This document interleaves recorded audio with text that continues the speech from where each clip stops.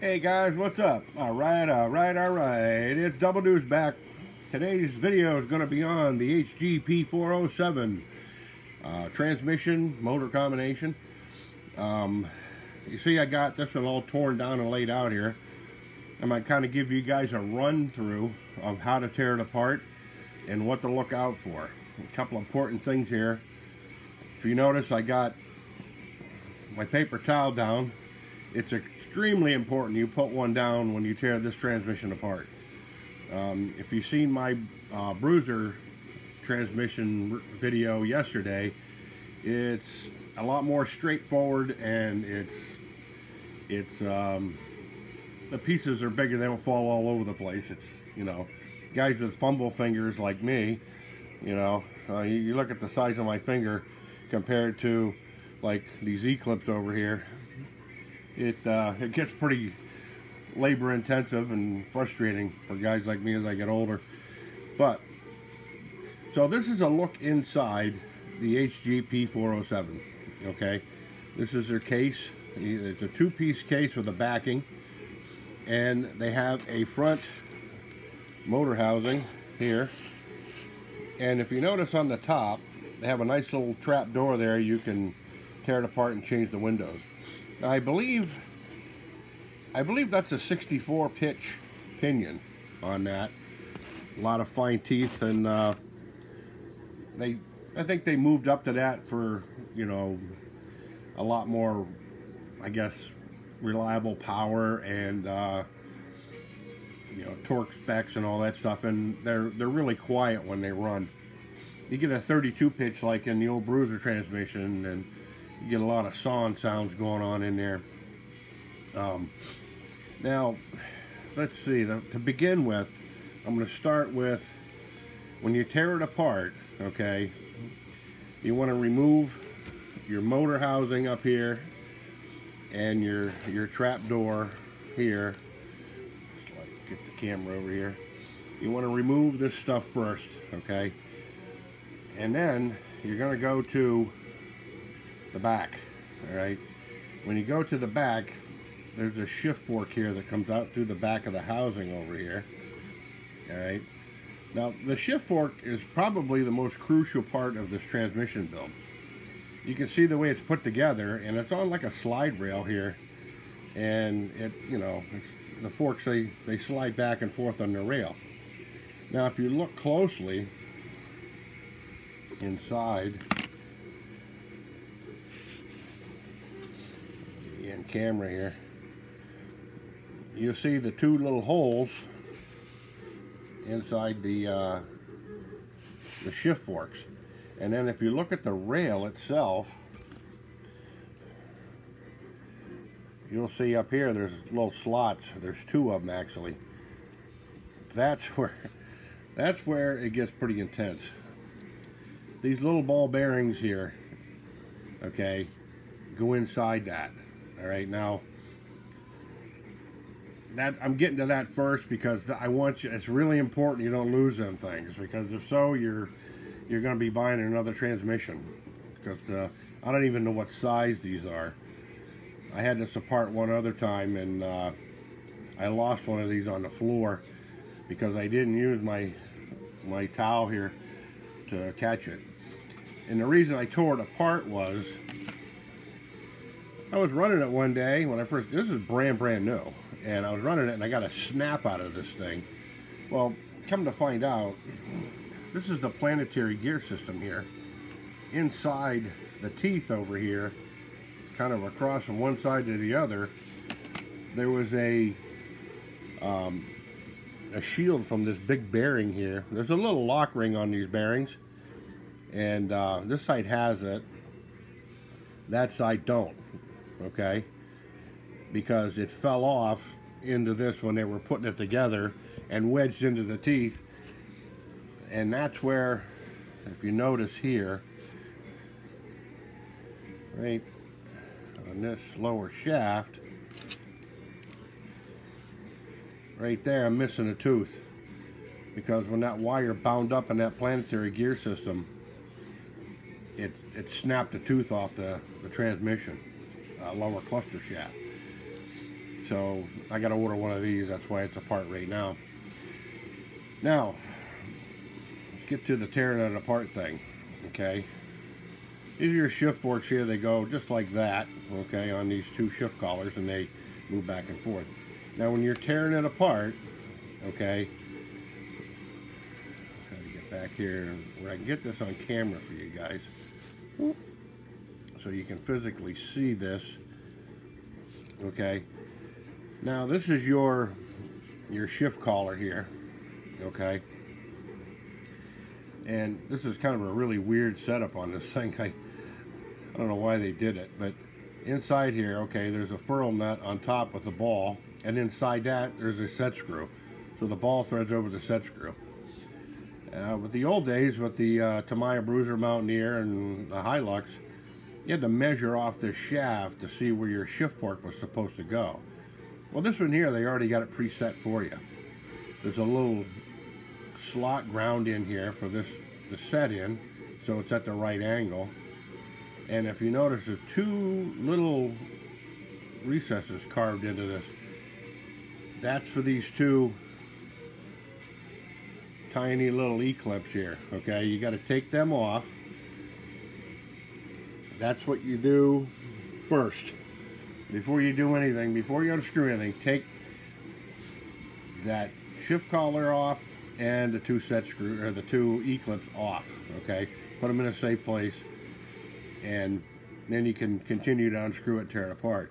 Now, on the Spur Gear, you notice everything got bearings in it here. On the Spur Gear, there's a big E-clip here on the front side right there. You have to take that off too before you can disassemble this thing. Now, this is your Planetary gear that goes inside this. Now, these are the only plastic gears inside this transmission. There's your Spur Gear and your 2 or 3 Planetary gears. All the rest is metal. And it has full bearings throughout, which is really cool, because if anybody was familiar with the Bruiser, it had all bronze bushings. And so, back to this. You tear this off, disassemble the thing, okay? Now, inside the front, there's a hex right there that goes over this big hex here that rides over a bearing, okay? Now, when these slide back and forth, these have hexes inside them now. They're that slide in and out.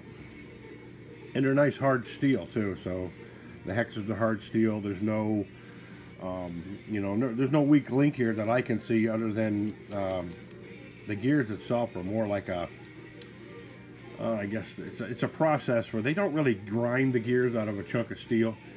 It's like powdered metal that they put into a mold and heat it up, and then compress it together under high pressure, and that's what makes these gears. And yeah, it's a really easy process to, you know, to make them. You're not, you know, there's a lot of money involved when you're grinding gears out of, you know, a piece of steel or something. But inside, when you tear it apart, okay, inside the front Planetary gear system, there's a recess in here for, let's see, this bearing here.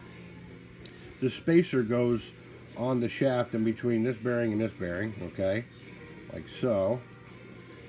This bearing sits inside here, so all this stuff's going to be inside here, okay. Very simple, goes right together, not a big deal.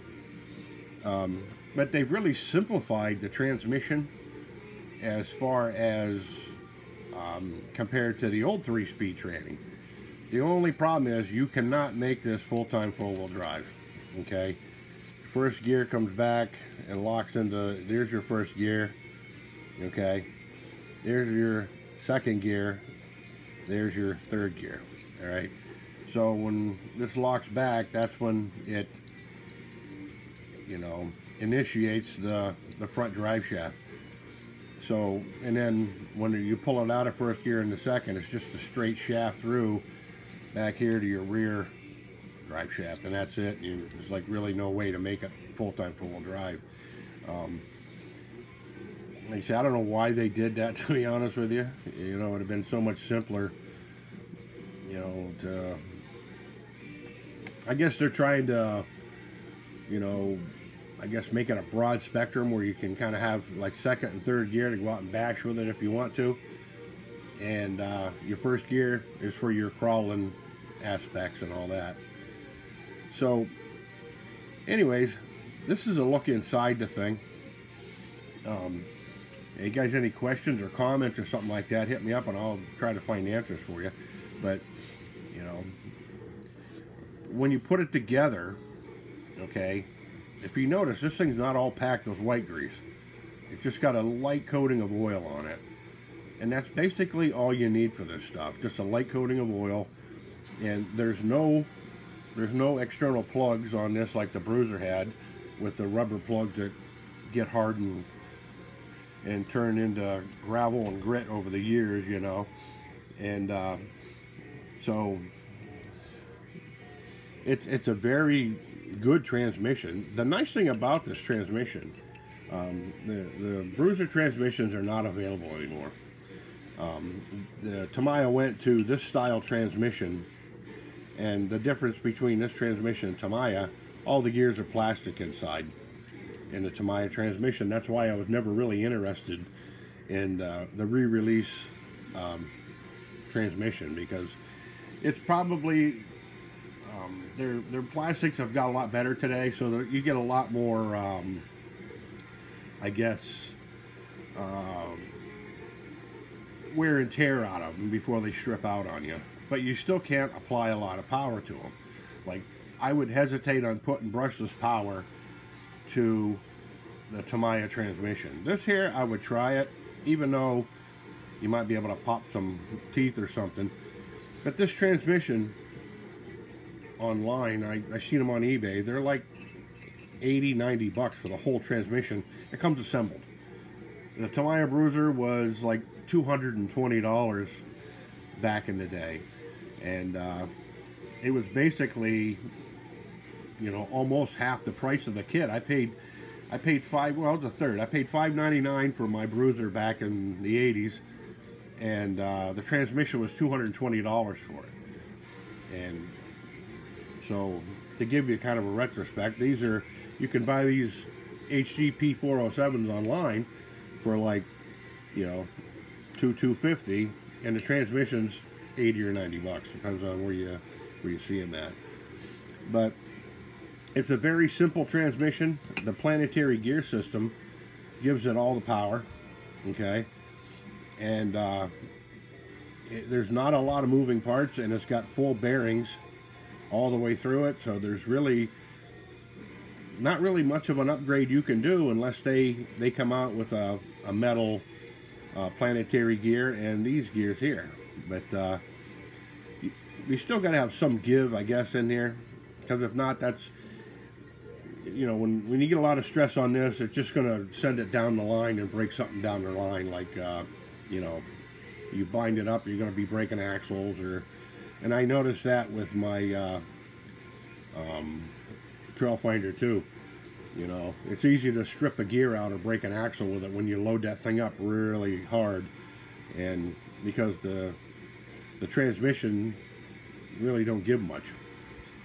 And so when you assemble it, like I say, if you don't have any, I would put a little bit of grease on these in there if you got it. If you don't, a little Vaseline.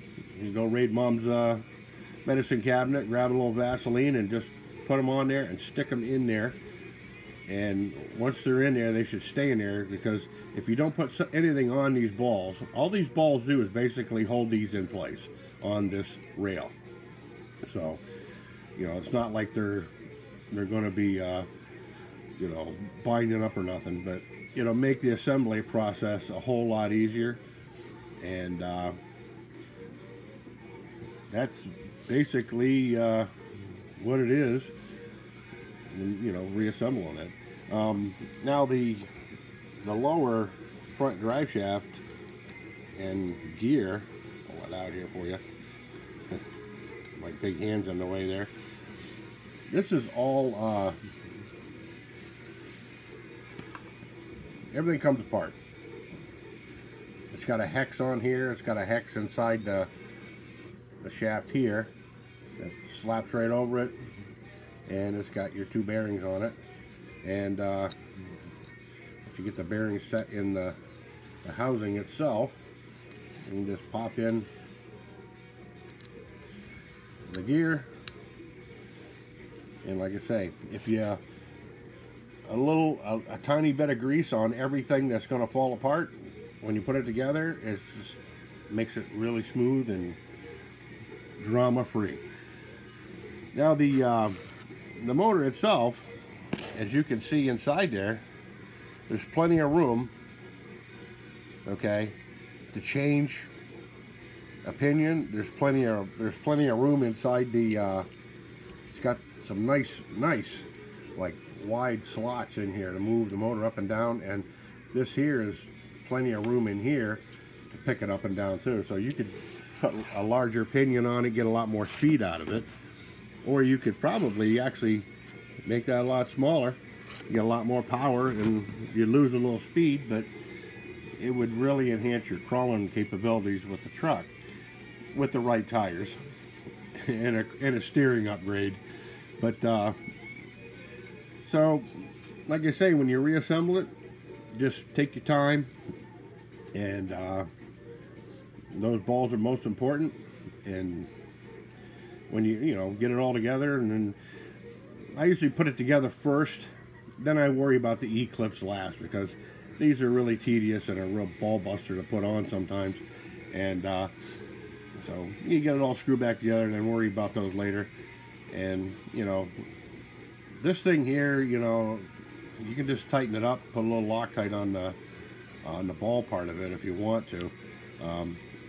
Then, like I say, the nice thing about it, you don't have to worry about adjusting it, because it's already pre-machined to go exactly where it's supposed to go. And any other adjustments from there would be in your servo, where it mounts, you know, and brings the rod out.